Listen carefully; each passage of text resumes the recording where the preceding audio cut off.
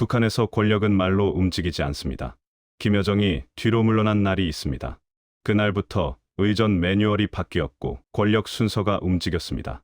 저는 그 변화를 가장 먼저 본 사람입니다.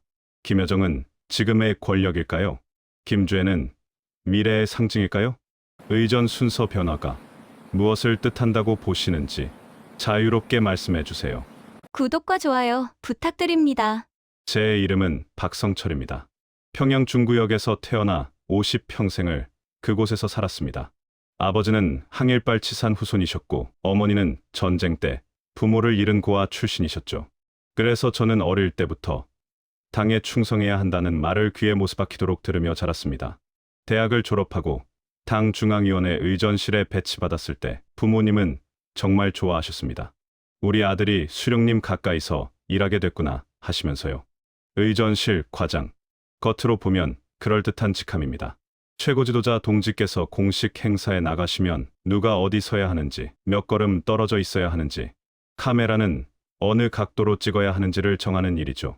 그 자리 하나하나가 다 정해져 있습니다. 누가 오른쪽에 서고 누가 왼쪽에 서는지, 앞줄인지 뒷줄인지, 심지어 몇 센티미터 떨어져 서야 하는지까지도요. 2018년, 2019년쯤이었습니다. 당시 제 일상은 평온했습니다. 아침이면 중구역 아파트에서 나와 출근하고 사무실에서 다음 행사 의전 매뉴얼을 검토하고 저녁엔 대동강변을 산책하곤 했습니다. 주말이면 아내와 모란봉에 올라가 평양 시내를 내려다보기도 했죠. 그때 우리 딸이 대학에 입학했습니다. 22살이었죠.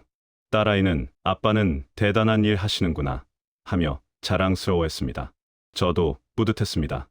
그래, 아빠가 중요한 일 한단다 하고 말해주곤 했으니까요. 의전실에서는 특히 김정은 동지의 가족들 행사가 중요했습니다. 당시에는 김여정 동지가 자주 동행하셨죠. 여정 동지는 수령님 오른쪽 뒤 1m 50cm 위치에 배치. 카메라는 정면에서 약간 우측 앵글로 이런 식으로 세세하게 지시가 내려왔습니다. 한 치라도 틀리면 큰일 나는 거죠. 의전실 동료 하나는 수령님 동선을 잘못 안내했다가 지방으로 쫓겨났습니다. 그래서 저희는 항상 긴장했습니다. 자리 하나, 걸음 하나가 제 운명을 좌우했으니까요. 하지만 솔직히 말하면 그때는 의심 같은 건 하지 않았습니다. 이게 내 직업이고 당을 위해 일하는 거구나 생각했죠. 저녁이면 집에 돌아와 아내가 해준 평양 운반을 먹으면서 오늘도 무사히 지나갔네 안도하곤 했습니다. 명절 때면 대동강 냉면을 먹으러 가고 설에는 가족들과 떡국을 나눠 먹었죠. 평범하고 조용한 일상이었습니다. 그런데 가끔, 아주 가끔씩 이런 생각이 들었습니다. 나는 도대체 뭘 하고 있는 걸까? 의전실, 사무실에서 자리 배치도를 그리고 있으면 문득 이게 무슨 의미가 있나 싶었습니다. 누가 1cm 앞에 서고 뒤에 서는 게 그렇게 중요한 일인가? 하지만 그런 생각은 금방 머리에서 지워버렸습니다. 생각하면 안 되는 거였으니까요. 그렇게 2018년, 2019년이 흘러갔습니다. 평양의 봄은 여전히 아름다웠고 대동강은 여전히 흘렀습니다. 저는 매일 아침 출근해서 의전 매뉴얼을 만들고 저녁이면 집으로 돌아갔습니다. 딸은 대학 생활에 적응했고 아내는 여전히 학교에서 학생들을 가르쳤습니다. 모든 게 평온했습니다. 하지만 그 평온이 얼마나 갈지 저는 그때 몰랐습니다. 제 인생을 완전히 바꿀 순간이 곧 다가오고 있다는 것도 몰랐죠. 2022년 11월, 그날이 오기 전까지는 말입니다. 2022년 11월 17일이었습니다. 그날을 저는 평생 잊을 수 없습니다. 화성 17형 대륙간 탄도미사일 발사 행사가 있던 날이었죠. 저는 행사 전날부터 현장에 나가 있었습니다. 의전 담당자로서 수령님께서 서실 위치, 간부들 배치, 카메라 앵글까지 모든 걸 점검하고 있었습니다. 그런데 전날 밤 11시쯤 갑자기 의전실 책임자한테서 전화가 왔습니다. 박 과장, 내일 따님도 동행하신다. 저는 순간 귀를 의심했습니다. 따님이요? 김정은 동지의 따님 말입니까? 그러네. 급히 준비하게. 수령님, 바로 옆자리야. 전화를 끊고 나서 저는 멍하니 서 있었습니다. 18년 의전 업무를 하면서 이런 지시는 처음이었습니다. 밤새 자리 배치를 다시 그렸습니다. 김정은 동지 가운데, 그 옆에 어린 따님, 그리고 김여정 동지는 뒤로 한 걸음 물러선 위치로 조정했습니다. 손이 떨렸습니다. 뭔가 큰일이 벌어지고 있다는 걸 직감했으니까요. 의전실에서는 누가 앞에 서고 누가 뒤에 서는지가 곧 권력 순서였습니다. 그런데 지금 김여정 동지를 뒤로 물린다는 건 무슨 의미일까요? 다음 날 아침 행사장에 나갔습니다. 김정은 동지께서 도착하셨고 그 옆에 한 소녀가 손을 잡고 걸어왔습니다. 10살쯤 되어 보이는 조용하고 차분한 아이였습니다. 우리 딸보다 12살 어린 나이였죠. 현장에 있던 간부들 모두 그 아이가 누구인지 알았습니다. 하지만 아무도 입 밖에 내지 않았습니다. 그저 긴장한 표정으로 지켜볼 뿐이었죠. 제가 준비한 대로 김정은 동지는 가운데 서셨고 그 옆에 소녀가 섰습니다. 김여정 동지는 뒤쪽에 서 계셨죠. 저는 멀리서 김여정 동지의 표정을 봤습니다. 평소처럼 무표정하셨지만 뭔가 달랐습니다. 눈빛이 조금 굳어 있었달까요? 18년간 권력자들 표정을 읽으며 살아온 제 눈에는 보였습니다. 뭔가 바뀌었구나 하는 느낌이었습니다. 행사가 끝나고 저는 사무실로 돌아왔습니다. 동료들과 아무 말도 나누지 않았습니다. 다들 입을 다물고 있었죠. 하지만 모두가 알고 있었습니다. 오늘 우리가 목격한 게 뭔지 말입니다. 의전 순서가 바뀌었다는 건 권력 구도가 바뀌기 시작했다는 신호였습니다. 그날 밤 집에 돌아와서도 잠을 이룰 수 없었습니다. 아내에게도 말할 수 없었습니다. 의전실 업무는 절대 비밀이었으니까요. 침대에 누워 천장만 바라봤습니다. 딸 생각이 났습니다. 우리 딸이 22살, 오늘 본 그 소녀는 10살. 그 아이의 미래는 이미 정해진 걸까요? 아직 아무 말도 하지 않는 그저 아버지, 손만 잡고 서 있던 그 아이 말입니다. 그때부터였습니다. 제 마음속에 균열이 생기기 시작한 건요. 18년간 저는 권력의 무대를 만들었습니다. 누가 어디 서는지 센티미터 하나하나를 재면서 살았죠. 하지만 그날 밤 저는 처음으로 이런 생각을 했습니다. 이게 정말 내가 할 일인가? 10살 아이를 권력의 무대에 세우는 일이? 의전실에서는 다음 날부터 새로운 지침이 내려왔습니다. 앞으로 주의 동무의 공개 활동이 더 늘어날 것이다. 의전 매뉴얼을 새로 만들어라. 저는 고개를 끄덕였지만 가슴속은 복잡했습니다. 뭔가 큰 변화가 시작되고 있었고 저는 그 한가운데 서 있었습니다. 의전실에서 일하다 보면 권력자들을 가까이서 봅니다. 멀리서 텔레비전으로 볼 때와는 다른 모습을 보게 되죠. 김여정 동지도 그랬습니다. 방송에서는 침착하고 차분한 모습이지만 실제로는 무척 냉정하고 엄격한 분이셨습니다. 2020년부터 2023년까지 저는 김여정 동지와 관련된 행사를 수없이 준비했습니다. 남조선을 비난하는 담화문 발표할 때도, 당 중앙위원회 회의에 참석하실 때도 항상 의전 준비는 저희 몫이었죠. 여정 동지는 항상 수령님 오른쪽 뒤편, 거리는 정확히 1m, 50cm, 카메라 앵글은 정면 우측에서 이런 원칙들이 있었습니다. 한 번도 예외가 없었습니다. 개성 남북공동연락사무소가 폭파되던 날을 기억합니다. 2020년 6월이었죠. 그 전날 의전실에 지시가 내려왔습니다. 내일 여정 동지 담화 발표가 있을 것이다. 준비하라. 다음 날 연락사무소가 폭파됐다는 소식이 들렸습니다. 사무실 분위기가 얼어붙었습니다. 하지만 김여정 동지는 담담하게 담화문을 발표하셨죠. 오빠가 시키신 일이라며 거리낌이 없으셨습니다. 그때 저는 느꼈습니다. 이분은 진짜 권력자구나. 말 한마디로 건물을 무너뜨리고 사람들을 긴장시킬 수 있는 분이구나. 의전실 간부들도 김여정 동지 앞에서는 고개를 숙였습니다. 한 번은 의전 담당 동료가 자리 배치를 잘못했다가 크게 혼났습니다. 이것도 제대로 못하나 날카로운 목소리가 복도까지 들렸죠. 그 동료는 얼마 뒤 지방으로 발령났습니다. 코로나 시기가 가장 힘들었습니다. 2020년부터 2023년까지 국경이 완전히 봉쇄됐습니다. 평양도 예외가 아니었죠. 장마당 단속이 심해졌고 주민 통제가 더 강화됐습니다. 딸의 대학 생활도 감시 대상이 됐습니다. 기숙사 출입이 통제되고 외출도 자유롭지 못했죠. 집에 올 때마다 딸은 수척해져 있었습니다. 저희 집도 어려웠습니다. 배급이 제대로 안 나왔고 장마당 물가는 치솟았습니다. 쌀 1kg이 6,000원 하던 게 8,000원, 10,000원으로 올랐습니다. 아내 월급으로는 한 달 식량도 감당하기 힘들었죠. 그래도 평양 사람들끼리는 서로 도왔습니다. 옆집 아주머니가 쌀을 조금 나눠주시고 아래층 동무가 옥수수를 좀 가져다 주고 했습니다. 같이 살아야지 뭐 하시면서요. 하지만 체제는 변하지 않았습니다. 오히려 더 강해졌습니다. 의전실에서도 긴장은 계속됐죠. 한치의 실수도 용납되지 않았습니다. 저는 매일 출근해서 자리 배치도를 그렸습니다. 김정은 동지 여기, 김여정 동지 저기. 센티미터를 재고 또 쟀습니다. 밤에 집에 돌아오면 손이 떨렸습니다. 언제 제가 실수할까? 언제 지방으로 쫓겨날까? 그런 생각에 잠을 이루지 못했습니다. 그때 의전실 동료 하나가 조용히 말했습니다.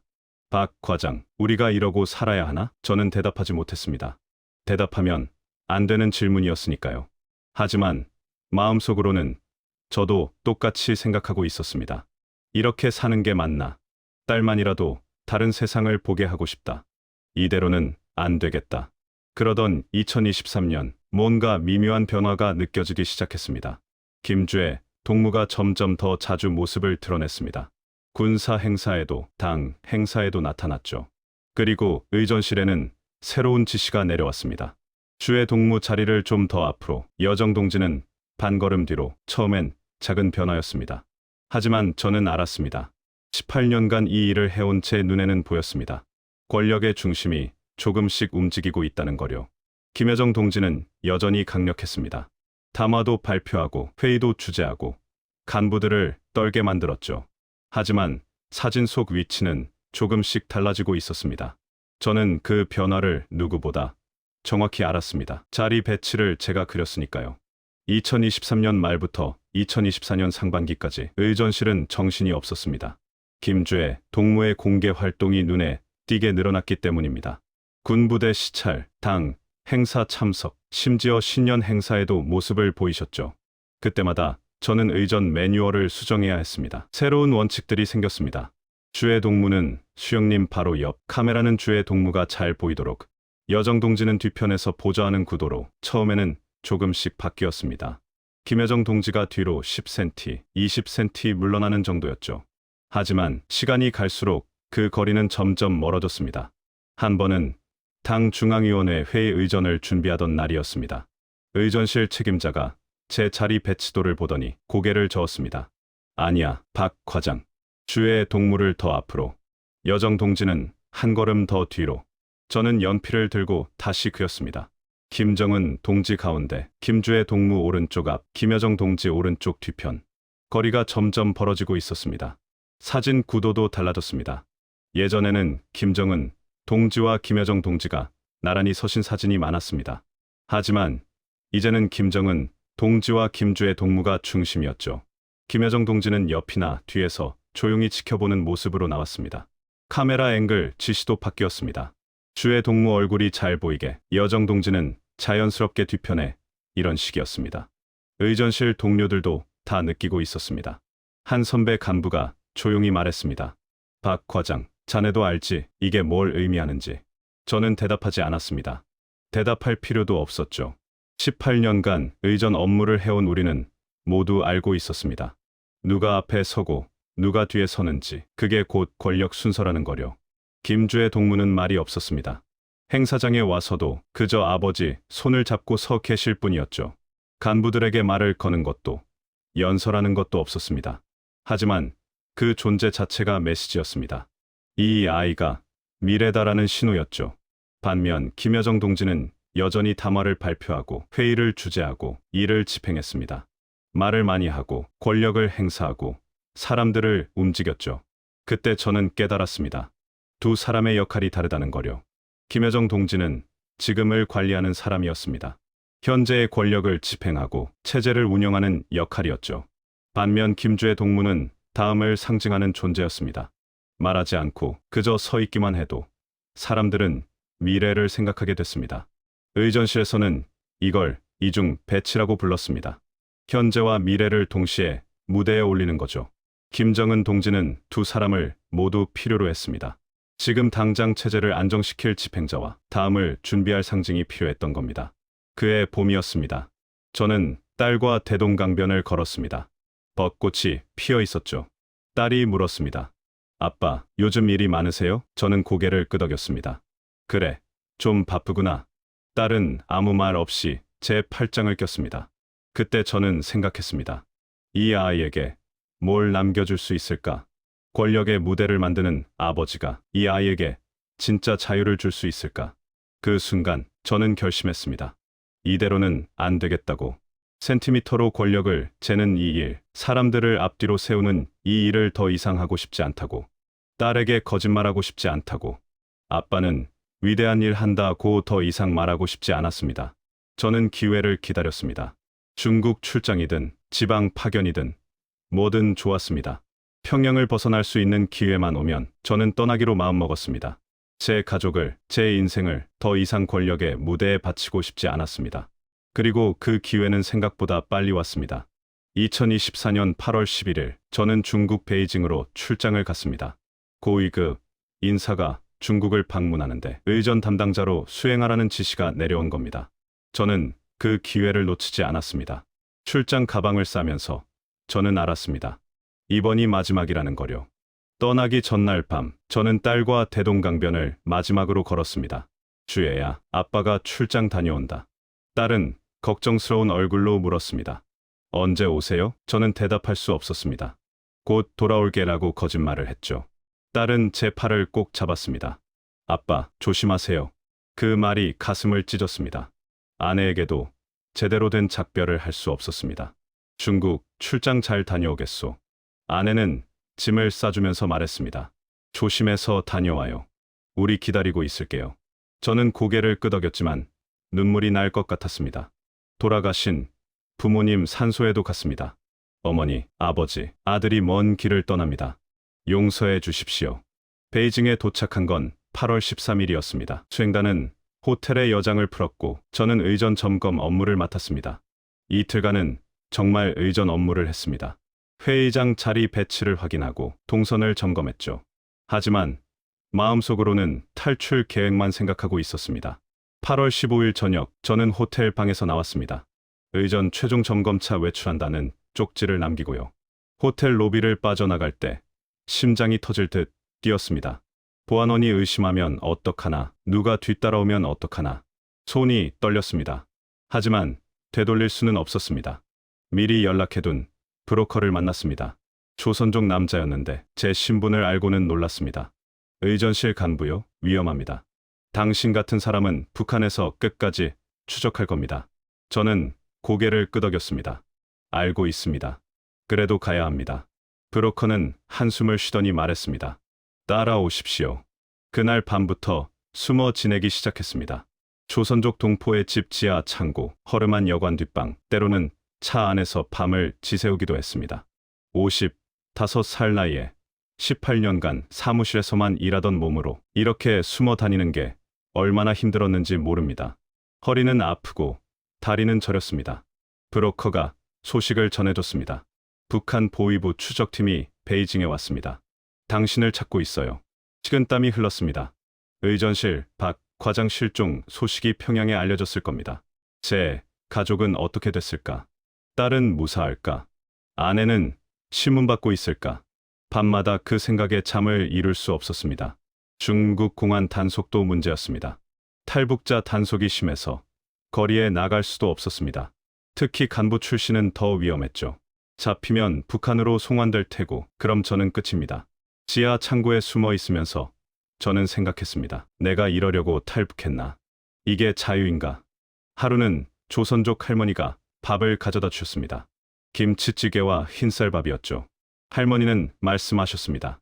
어디서 오셨는지 모르겠지만 같은 핏줄 아니겠소. 힘내시오. 그 말에 눈물이 났습니다. 북에서는 의전실 과장이라고 우쭐댔지만 여기서는 그저 숨어 지내는 도망자일 뿐이었습니다. 한 달을 그렇게 숨어 지냈습니다. 매일 밤 기도했습니다. 돌아가신 부모님께 하늘에 계신 신께 빌었습니다. 평양에 둔 제 딸을 지켜주십시오. 제 아내가 무사하게 해주십시오. 제가 한국에만 닿을 수 있게 해주십시오. 55해 살면서 이렇게 간절히 기도해본 적이 없었습니다. 그러던 어느 날 브로커가 말했습니다. 동남아시아로 가는 루트를 찾았습니다. 위험하지만 그게 가장 안전한 길입니다. 저는 고개를 끄덕였습니다. 갑시다. 무슨 일이 있어도 한국에 가야 합니다. 베이징에서 남쪽으로 가는 기차에 올랐습니다. 위조 신분증을 들고 조선족 행세를 하면서요. 중국어를 못해서 입을 다물고 있어야 했습니다. 옆자리 사람이 말을 걸까봐 화장실 가는 것도 조심스러웠습니다. 기차가 검문소를 지날 때마다 가슴이 철렁했습니다. 광저우까지 이틀이 걸렸습니다.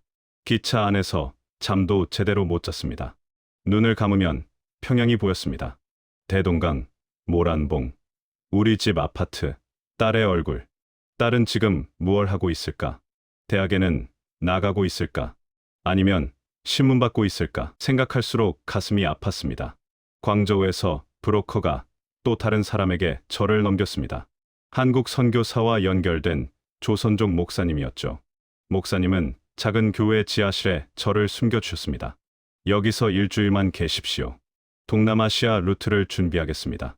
목사님은 매일 음식을 가져다 주시고 함께 기도해 주셨습니다. 목사님이 물으셨습니다. 북에 가족이 있으십니까? 저는 고개를 끄덕였습니다. 아내와 딸이 있습니다. 목사님은 한숨을 쉬셨습니다. 마음이 많이 아프시겠습니다.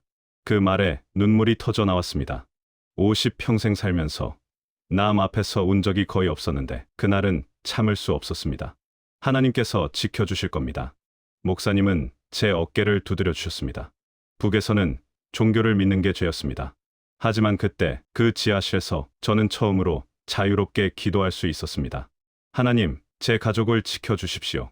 제 딸이 처벌받지 않게 해주십시오. 제가 한국에 무사히 닿을 수 있게 해주십시오. 일주일 뒤 브로커가 말했습니다. 이제 출발합니다. 광저우에서 베트남 하노이로, 거기서 다시 태국 방콕으로 갑니다. 위조 여권을 받았습니다. 제 얼굴이지만 이름은 달랐죠. 중국 사람 신분이었습니다. 손이 떨렸습니다. 공항 검색대를 무사히 통과할 수 있을까? 광저우 공항에 도착했을 때 다리에 힘이 풀렸습니다. 사람들이 너무 많았습니다. 공안들이 곳곳에 서 있었고요. 브로커가 제 팔을 잡았습니다. 침착하십시오. 자연스럽게 걸으세요. 출국 심사대에 섰을 때 심장이 터질 듯 뛰었습니다. 직원이 여권을 보더니 컴퓨터를 확인했습니다. 몇 초가 몇 시간 같았습니다. 통과하세요. 그 말을 듣고 나서야 숨을 쉴 수 있었습니다. 베트남, 하노이, 태국, 방콕. 공항을 거칠 때마다 같은 공포를 느꼈습니다. 의전실 간부 얼굴 사진이 국제망에 돌고 있으면 어떡하나. 북한 보위부는 저를 찾기 위해 모든 수단을 동원할 겁니다. 중국 공안에 압력을 넣고 국제경찰에 수배를 요청했을 수도 있습니다. 방콕에 도착했을 때는 9월 중순이었습니다. 평양을 떠난 지 한 달이 넘었습니다. 브로커가 말했습니다. 이제 한국 대사관에 가셔야 합니다. 그 말을 듣는 순간 눈물이 났습니다. 한 달간 숨어 다니고 도망치고 두려워하던 시간이 끝나가고 있었습니다. 하지만 두려움도 있었습니다.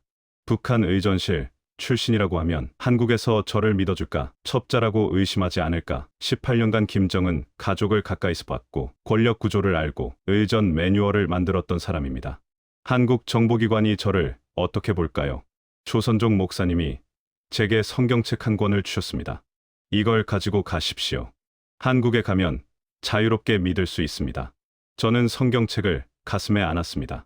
평양에서는 이 책을 가지고 있다는 것만으로도 정치범 수용소에 끌려갔을 겁니다. 하지만 이제는 달랐습니다. 자유가 가까워지고 있었습니다. 방콕 호텔 방에서 마지막 밤을 지새웠습니다. 창밖으로 불빛들이 보였습니다. 자유로운 도시의 야경이었죠. 저는 평양을 생각했습니다. 지금 딸은 뭘 하고 있을까? 잠들어 있을까? 아니면 아빠를 걱정하고 있을까? 주애야, 아빠는 곧 한국에 갈 거야. 언젠가 통일이 되면 아빠가 너를 데리러 갈게. 다음 날 아침, 저는 한국 대사관을 향해 출발했습니다. 방콕 한국 대사관 앞에 섰을 때 다리가 떨렸습니다. 18년간 당 중앙위원회 의전실 과장으로 일했던 사람이 이제 대한민국 대사관 문을 두드리려 하고 있었습니다. 브로커가 제 등을 떠밀었습니다. 들어가세요. 이제 당신 혼자입니다. 저는 심호흡을 하고 경비원에게 말했습니다. 북한에서 온 사람입니다. 도움이 필요합니다. 경비원이 놀란 표정으로 안으로 안내했습니다. 영사관 직원이 나와서 저를 작은 방으로 데려갔습니다. 신원 확인이 필요합니다. 어디서 오셨죠? 저는 떨리는 목소리로 대답했습니다. 평양입니다. 당 중앙위원회 의전실 과장으로 일했습니다. 직원의 표정이 굳어졌습니다. 의전실이요? 잠시만 기다려 주십시오. 1시간쯤 기다렸을까요? 정보관으로 보이는 분이 들어왔습니다. 신분을 증명할 수 있습니까? 저는 제가 아는 모든 것을 말했습니다. 의전실 조직 구조, 최근 행사들, 김여정 동지와 김주의 동무의 자리 배치 변화, 구체적인 의전 매뉴얼 내용까지요. 제가 직접 그 자리를 배치한 사람입니다. 센티미터 하나하나를 재고 카메라 앵글을 정했습니다. 정보관은 여러 가지를 물어봤습니다. 최근 김주의 동무 등장 횟수, 김여정 동지 위치 변화, 2024년 상반기 행사들. 저는 기억나는 대로 다 말했습니다. 제가 증명할 수 있습니다. 의전 매뉴얼이 어떻게 바뀌었는지, 권력 구도가 어떻게 움직이고 있는지. 하지만 두려움도 있었습니다. 이분들이 저를 믿어줄까? 북한 간부 출신이라고 첩자로 의심하지 않을까? 정보관은 무표정하게 메모만 했습니다. 좀 더 확인이 필요합니다. 여기서 머물면서 기다려 주십시오. 사흘을 대사관 숙소에서 기다렸습니다. 매일 신문 아닌 신문을 받았습니다. 같은 질문을 다른 방식으로 하고 제 대답이 일관성이 있는지 확인했죠. 저는 이해했습니다. 의전실 과장급 인물이 탈북하는 건 큰 사건입니다. 신중하게 확인할 수밖에 없죠. 나흘째 되는 날 정보관이 다시 왔습니다. 대한민국 정부에서 당신을 보호하기로 결정했습니다. 곧 한국으로 갈 수 있습니다. 그 말을 듣는 순간 눈물이 터져 나왔습니다. 1달 반 동안 숨어 다니고 도망치고 두려워했던 시간이 끝났습니다. 감사합니다. 정말 감사합니다. 닷새째 되는 날 대한항공 비행기에 올랐습니다. 대사관 직원이 동행했고 특별 절차로 탑승했죠. 비행기가 뜰 때 창밖을 봤습니다. 방콕의 불빛들이 멀어지고 있었습니다. 저 아래 어딘가에 평양도 있겠죠. 딸과 아내도 있을 겁니다. 미안해, 주혜야. 아빠가 먼저 갈게. 언젠가 꼭 다시 만나자. 비행기 안에서 저는 평생 처음으로 편안한 잠을 잤습니다. 아무도 저를 추적하지 않았습니다. 아무도 제 신분을 확인하지 않았습니다. 승무원이 커피를 가져다 주고 담요를 덮어줬습니다. 이게 자유구나. 이렇게 평범한 게 자유구나. 5시간 뒤 기장 안내 방송이 나왔습니다. 곧 인천국제공항에 도착하겠습니다. 심장이 뛰기 시작했습니다. 한국, 대한민국, 자유의 땅. 18년간 북에서 듣던 남조선 괴뢰가 아니라 진짜 대한민국에 도착하는 겁니다. 비행기가 착륙했습니다. 바퀴가 땅에 닿는 순간 저는 눈을 감았습니다. 드디어 왔구나. 제가 살아서 여기까지 왔습니다. 부모님께 기도했습니다. 돌아가신 어머니, 아버지, 아들이 자유의 땅에 도착했습니다. 지켜봐 주십시오. 공항 특별 통로로 나왔습니다. 통일부 직원들이 기다리고 있었습니다. 대한민국에 오신 걸 환영합니다. 그 말을 듣는 순간 무릎이 꺾였습니다. 55회 인생에서 가장 긴 여행이 끝났습니다. 평양에서 베이징, 광저우, 하노이, 방콕, 그리고 서울. 8월 13일에 평양을 떠나 9월 20일에 서울에 도착했습니다.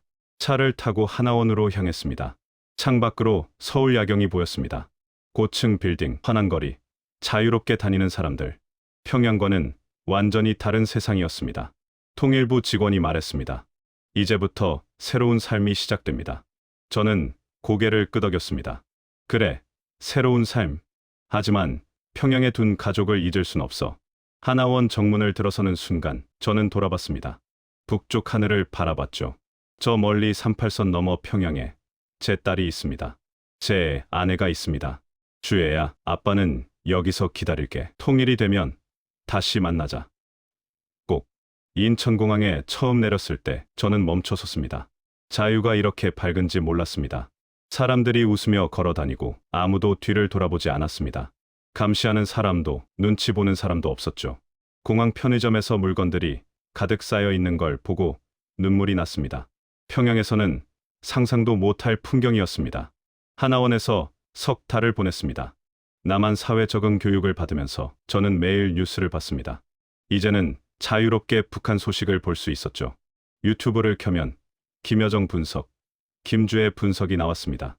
전문가들이 사진을 분석하고 위치를 해석하고 권력 구도를 예측했습니다. 화면을 보면서 저는 웃기도 하고 울기도 했습니다. 제가 그 자리를 배치한 사람인데 전문가들이 김여정이 반걸음 뒤로 물러났다고 분석할 때 저는 알고 있었습니다. 그건 의전실에서 정확히 지시받은 위치였다는 거요.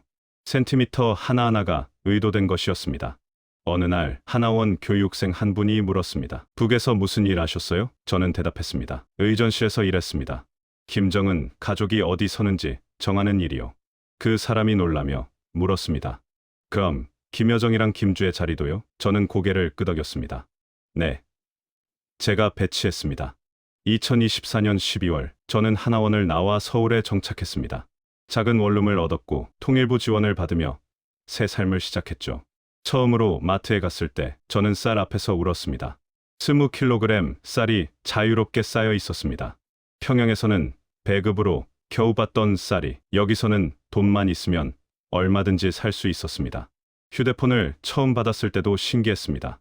인터넷으로 세계 뉴스를 볼 수 있고 유튜브로 평양 소식을 찾아볼 수 있었죠. 밤마다 저는 북한 관련 영상을 봤습니다.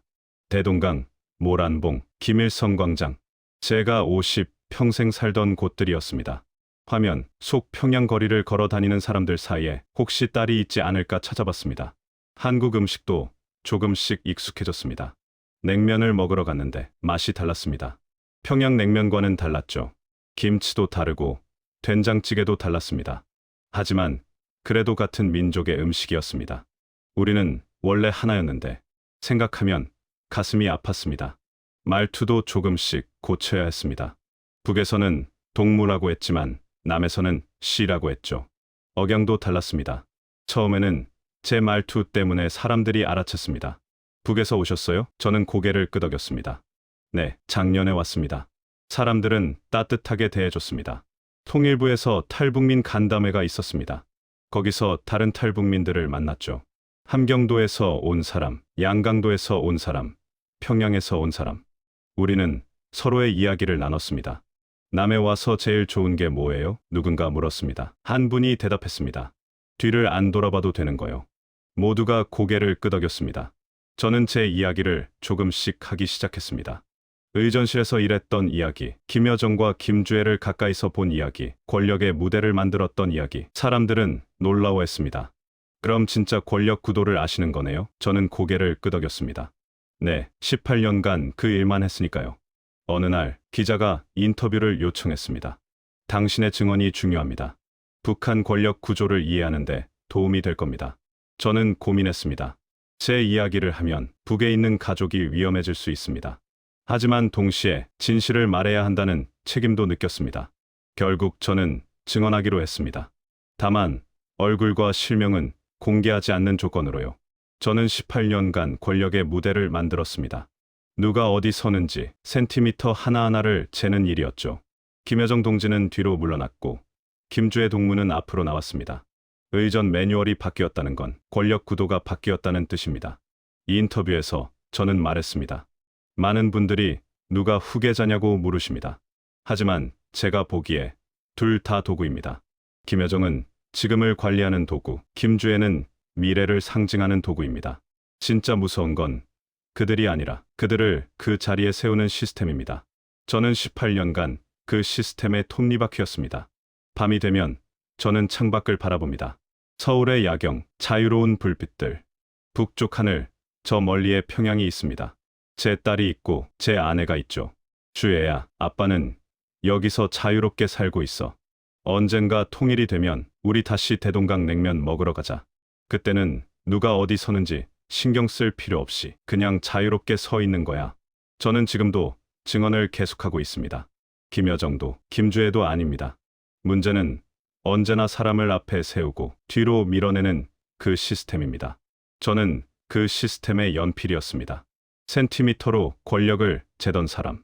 통일이 되는 날 누가 앞에 설지 고민하지 않아도 되는 나라에서 저는 제 딸을 다시 만나고 싶습니다.